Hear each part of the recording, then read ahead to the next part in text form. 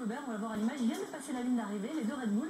Sébastien Vettel roule un peu au ralenti sur le côté pour saluer son équipe. Et là, Mark Webber, vous le voyez, fait une sorte de queue de poisson. C'est un peu un geste d'intimidation.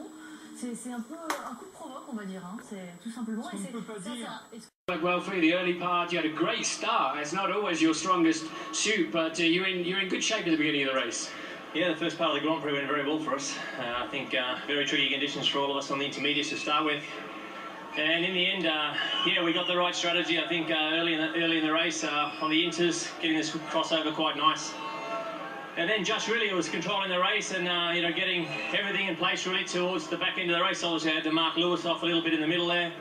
And then after this last stop, obviously the team told me that the race was over, and we turned the engines down and we go to the end. So I won a race as well, but in the end the team yeah, made a decision, which we always say before the start of the race is probably how it's going to be. We look after the tyres, get the car to the end, and in the end Seb made his own decisions today, and we'll have protection as usual, and that's the way it goes. So you were surprised when he came past you?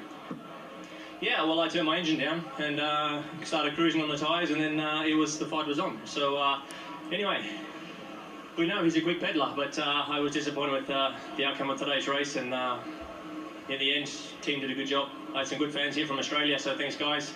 I did my best, and yeah, cheers. Can you take any positives away from today? Yeah, I think there was a lot of things which I did pretty well. So from my driving wide, like I say, the start, the inters, there's a lot of areas where you can get that wrong, obviously like Fernando, it's unusual for him. So in the end, the consistency, the pace, obviously you've got to drive very slow on these tyres. We're not pushing flat out as usual. All the leaders are driving very slow.